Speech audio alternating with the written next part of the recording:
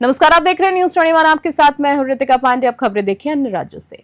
देश भर में भारतीय जनता पार्टी इमरजेंसी की 50वीं वर्षगांठ को काला दिवस के रूप में मना रही है। इसी कड़ी में बोकारो में आयोजित कार्यक्रम में प्रदेश उपाध्यक्ष नीलकंठ सिंह मुंडा और गोंडा के पूर्व विधायक अमित मंडल शामिल हुए हैं। मीडिया से बातचीत में अमित मंडल ने इमरजेंसी को कांग्रेस का सत्ता स्वार्थ बताया और कहा है कि जिस लालू यादव ने मीसा एक्ट के नाम पर अपनी बेटी का नाम मीसा भारती रखा, आज वही कांग्रेस की गोद में बैठ गए। उन्होंने कहा है कि इंदिरा गांधी ने सदस्यता रद्द होने पर देश भर में इमरजेंसी लागू कर लोकतंत्र को कुचला था।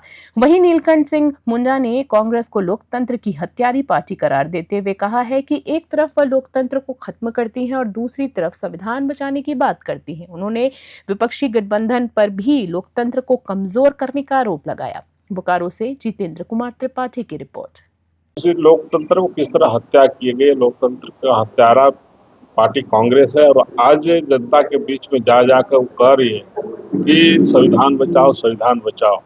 एक तरफ वो लोकतंत्र की हत्या करती है, दूसरी तरफ कहती है कि संविधान को बचाओ।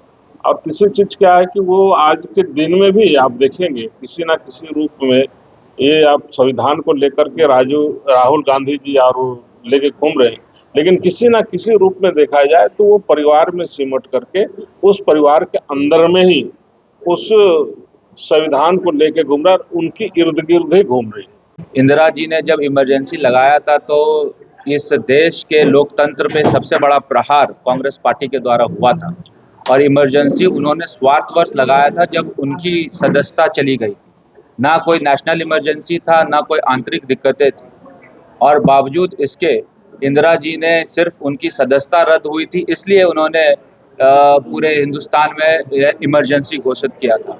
अब आप बताइए कि जो पार्टी छोटी सी बात पर इमरजेंसी घोषित कर देती है, उसी पार्टी के अभी राजकुमार ये कहेंगे कि भारतीय जनता पार्टी के द्वारा संविधान खतरे में, तो कितना विरोधाभास है।